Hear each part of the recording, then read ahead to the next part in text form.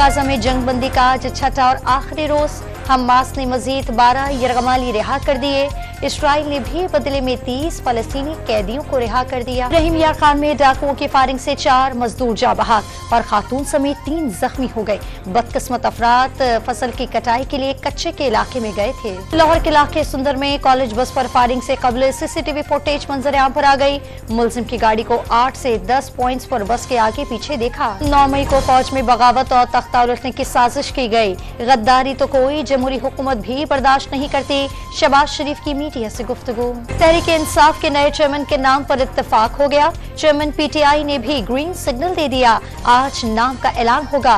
Barrister Ali Zafar का दावा। Barrister Gauhar Khan PTI के चेयरमैनशिप के उम्मीदवार होंगे। शेर अफजल मरवत का दावा। नए पार्टी चेयरमैन के नाम पर अभी तक कोई फैसला नहीं हुआ। शोएब शाहीन का जवाब। एवनफील्ड अल अजीजिया रेफरेंस में नवाज शरीफ की सजा के खिलाफ अपीलों पर कुछ देर बाद समाअत होगी। इस्लामाबाद के बाहर सिक्योरिटी के सख्त इंतजामात। इस्लामाबाद हाई कोर्ट में बलूच तलवा की बाजियाबी की कमीशन की सिफारिशात पर अमल दरामद केस। लापता अफराद बाजियाब न होने पर वजीर आजम और वजीर दाखिला के खिलाफ मुकदमा दर्ज कराएंगे। अदालत के रिमांड। निगरान वजीर आजम अनवारुल हक काकड़ आज कोयत के वली अहद शेख मशल से मुलाकात करेंगे।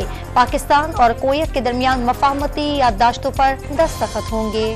आर्मी चीफ के कोयती वली अहद शेख मिशाल अल हम्द अल जबर अल सब से मुलाकात। निगरान वजीर कानून और इंसाफ और माहौलियाती तब्दीली और पाकिस्तानी सफीर भी मुलाकात में मौजूद। फलस्तीन पर इसराइली मजालिम के खिलाफ आज कराची में फलस्तीन यकजहती कमेटी की जेर एहतमाम रैली निकाली जाएगी। शाहराह कायदीन से रैली दोपहर 3:30 बजे निकली। कराची में 10 माह के दौरान 477 अफराद में HIV वायरस की तस्दीक। लाड़काना में 94 बच्चे HIV वायरस से मुतासिर। और शान मसूद ने दौरा ऑस्ट्रेलिया को चैलेंज करार दे दिया।